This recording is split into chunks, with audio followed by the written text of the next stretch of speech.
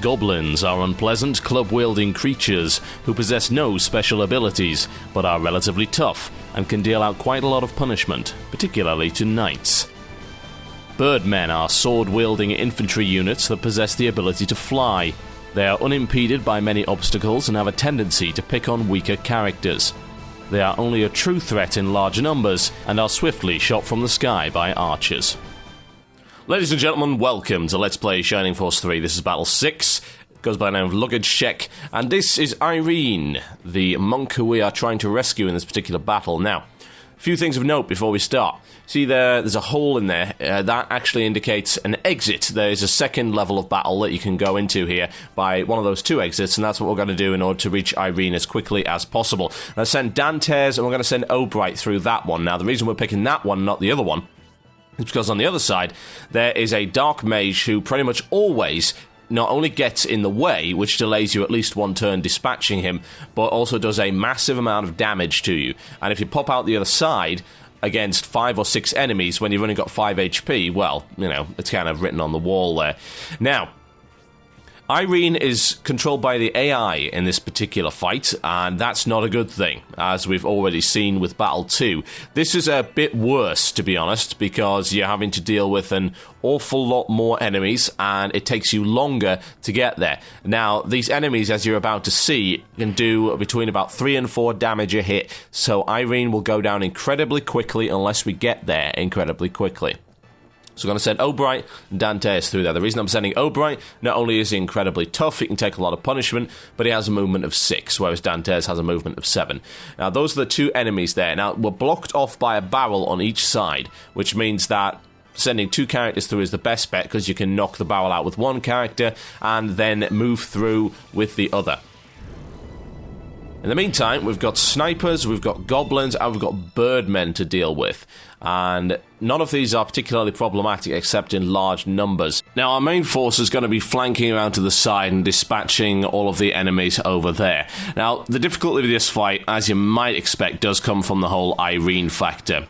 Irene will move towards the party, but Irene's AI is not particularly smart. Irene can run into smack bang into a bunch of enemies and take a hefty amount of damage, and despite having a healing spell, Irene's AI never uses her healing spell. I imagine that's to make things a little bit tricky. It does succeed in that respect. There's a number of things, in fact, that make this fight a little bit tricky, and it's made it tough for me in the past to actually beat it.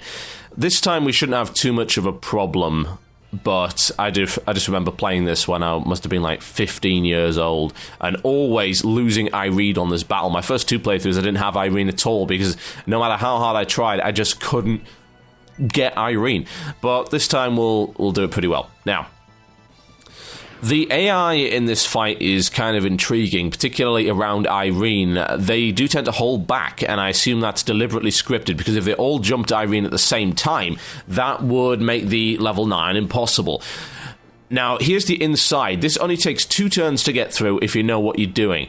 If you select the spear here and you knock out that barrel, then you can head straight in. Now, if you go straight up to the barrel, what is likely to happen is you'll get into the AI's aggression range of the Skaven, and while the Skaven is not particularly dangerous, you can see he could quite easily block that, and you'd have to kill him. Now, Obright wouldn't be able to kill him in one turn, so it would require Dantes to kill him, and that would of course take yet another turn to get Dantes through there, and that could be the difference between getting Irene, saving Irene, and not getting Irene. For the moment, our force is going to be clearing out these fellows. Birdmen are not particularly dangerous by any stretch of the imagination, and they never become particularly dangerous. There are better versions of them later on, but they do have a tendency to go for our weaker characters, as we saw, and obstacles don't really bother them. In the meantime, we're going to be killing off all of these barrels just because they happen to be free XP, and sometimes you do get items in them. There is an item actually on this level that we're probably not going to end up getting just because it would extend the battle far too long. It's fine, we'll get stuff like that later on. And sometimes it's not even worth getting all of the items on a particular level unless they happen to be particularly good. Now, things are probably going to get a little bit hairy over the next couple of turns. Irene's already on 10 HP, is going to get even lower very soon once you run slap bang into a couple of enemies. We can get Dantes out of there next turn, but you've got to bear in mind that, of course, it takes a turn to map move, so it may work out, it may not. We're going to have to see. Now, let's talk a little bit about that sneaky design I mentioned earlier. The enemies on the other side, you've got Skaven who wield swords, you've got Birdmen who wield swords, and you have Goblins which wield clubs, which are technically classed as axes, at least in the counter system. Now, Dantes and Obright, your two fastest, your two toughest characters. One wields a lance, the other wields an axe. Sword wielders are strong against axe wielders, and, of course, axe wielders are strong against lance wielders. That's going to be a bit of a problem for us. And indeed, more often than not, what you have is you get players who will run through as quickly as they can, maybe with just Dantes alone, and Dantes will get mugged, literally. He will get swamped by enemies, particularly like a couple of goblins that are up there, and he will get killed. And there's really not an awful lot you can do about it. Even at this level, the goblins are still going to be doing about 6 damage a hit, which is intense, actually, compared to anything else that we've seen against Dantes. That's a lot. Now, what we can do here is exploit the fact that the AI does tend to go for enemies which it knows have a vulnerability to the weapons it's using. So if we get these two guys out of here, we can hope that most of the AI will instead attempt to attack our characters instead of going after Irene, because if they do go after Irene in this turn, in any degree of force whatsoever, then Irene is dead. So hopefully we've executed this properly, because if we've bungled this, then that really is the end of it. In the meantime, we have a rather large group of enemies here, and you saw that Kite regenerated 1 HP. Now, why he regenerates that? Well, he's now got something called the Life Ring, which he's going to be using for quite a while. It's plus 4 defense, and it gives a 2 HP per turn regen, which means that he could soak up even more damage. This is deliberate, of course. I told you we're going to be using Kite as a tank character, and that's exactly what we're going to be doing. In the meantime, we've got to worry about Irene. Now, there you go, see? Sword-wielding character goes for the character which has a vulnerability.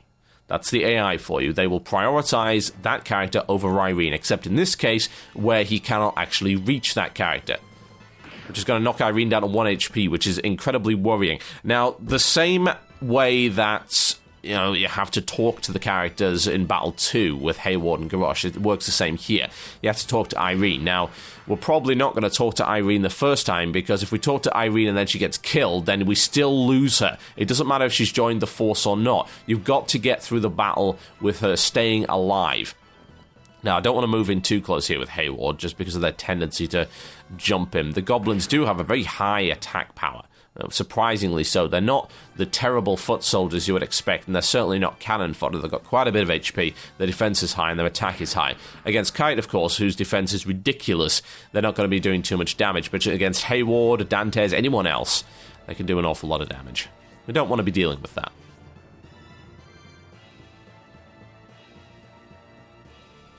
Yes, cowardice, gotta love it.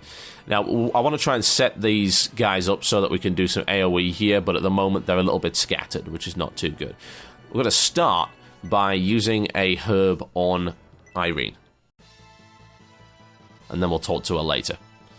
Now, as a character, Irene starts off relatively weak, but if you develop her properly, she can become incredibly good. She's one of 2 monk characters we can get, and the monk characters not only have strong attack power, but they have a variety of healing and support spells. In her case, she already starts with heal. She can actually learn Tornado as well as a couple of other spells. And again, her attack power is actually pretty high, so she's a good multi-role character, one of the first multi-role characters we encounter. The classes aren't so clear-cut in this. There we go. Now, swords are strong against axes. These clubs count as axes, but even now, Kite's doing incredibly bad damage, which is not too good at all. In the meantime, we're going to heal up Hayward, because Hayward almost got killed by that. It's a risky business standing all the 3 of those next to each other, because the AI doesn't tend to suffer from the same handicap that it had in the last battle, where it didn't use its AoE effectively. Now, if you had any doubts that these characters are actually rendered in 3D, there's a different camera angle for you. That's pretty rare in Scenario 1. You generally don't get that.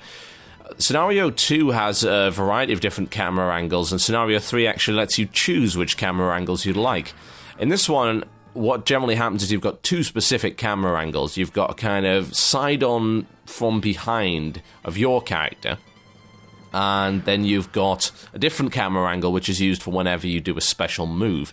And sometimes that depends on which special move you use, but you can actually tell, just before the special move goes off, that there's actually going to be a special move by looking at the camera angle that's used. Totally useless piece of trivia there, but just something I like to know.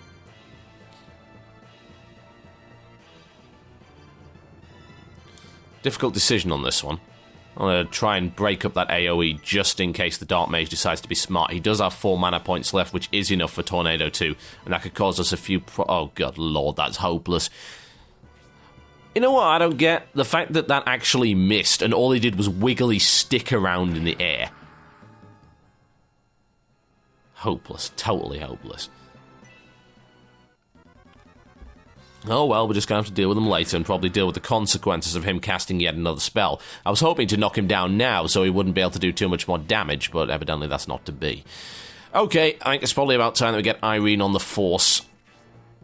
And she's rather unilateral about her approach. It's like, I'm going to join you now. Okay, I suppose. It's fine, it's a second healer character, which is definitely not a bad thing. Her mana reserves are not too great to begin with, which doesn't help matters. She'll get off maybe 3 heals before she ends up out of mana.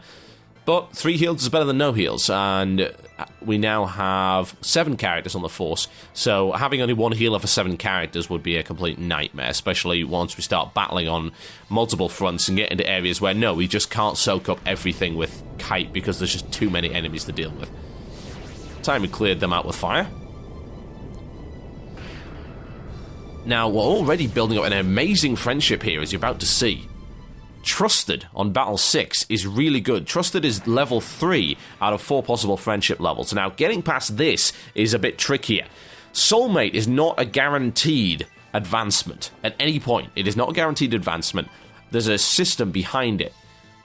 Basically, as you advance past Trusted, you gain probable chance of getting soulmate status, but once it reaches a certain point, if you haven't got it, then it resets the probability all the way back to 1, and you have to earn all of those friendship points again from Trusted to Soulmate. Some characters will never reach soulmate status. There are rumours, and I tend to believe these rumours, that female characters and male characters get soulmate status easier than male and female, and indeed there are certain characters which just seem to gain soulmate status easier regardless of gender than others. Now, I tend to believe that that's because they have the tendency to fight together in a group more often than other characters, but there could be some truth to the fact that friendship between certain characters is just easier to attain than others for lore and background fluff reasons rather than actual gameplay mechanics. Okay, let's see what Irene can do here. Well, the answer to that is run away and heal herself before she gets mobbed again. The voice acting in this game does make me want to stab myself, I must say. The English translation is embarrassing in certain areas. Thankfully, she doesn't even speak English, but that doesn't make it any less horrible. Yeah, if there's any doubt that Dantes is a badass, then there's your reply right there. Dantes is going to be clearing out these guys very easily, but once the goblins get into him, then yes, they could be doing quite a bit of damage. We're not too worried now because we're looking at dealing with 3 enemies, and that's okay. That's not really a big deal. The Birdman could still do 2 damage to him because their attack is pretty high, and his defense is not as high as it should be. I mean, Kite definitely outstrips him in defense at this point in time. That's fine. We use Dantes primarily as a shock troop, so his defense doesn't really matter. The idea is, kill what could attack us before it can attack us. Okay, the rest of this fight is really just formalities. There's no real threats anymore. Irene is safe, so we're going to be skipping forward a couple of turns here. You'll see Dantes did take quite a bit of damage from the goblin, as I said he would, although there was no real possibility that he was going to die. It's actually nice to see Dantes taking a couple of dents for once. The game is not as easy as it looks at first glance, and yes, if you're not careful, a lot of damage can be done to your main characters.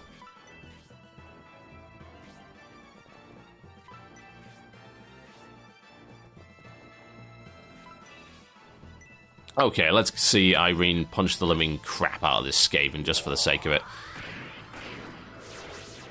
And that's a critical hit. Now, we haven't actually seen a critical hit before. A critical hit is what happens when you have rank 0 in a particular weapon. It's your special move, when you don't have a special move. Once you get a rank of any kind in any weapon, you will never get a critical hit again. You'll get a special attack instead. Critical hits are dull in the extreme. They just do a bit of extra damage and that's it. So we haven't seen many of them, and we won't see many of them in Shining Force 3 at all. And to be honest, that's a good thing, because that means we're ranking up pretty quickly. Now, I do wish this guy would go away. Only about time that we smack him about a bit. Now, this is the hand axe that we bought for O'Bright in Railhead. Boomerang thing, not really sure what's going on there, but it's kind of helpful. It actually will do a little bit more damage than our axe at this point, and we're going to be leaving these two enemies alone. There's no point, really, in dealing with them. It's a little bit extra experience, but it's nothing we can't catch up later, and this game doesn't really punish you for ignoring enemies.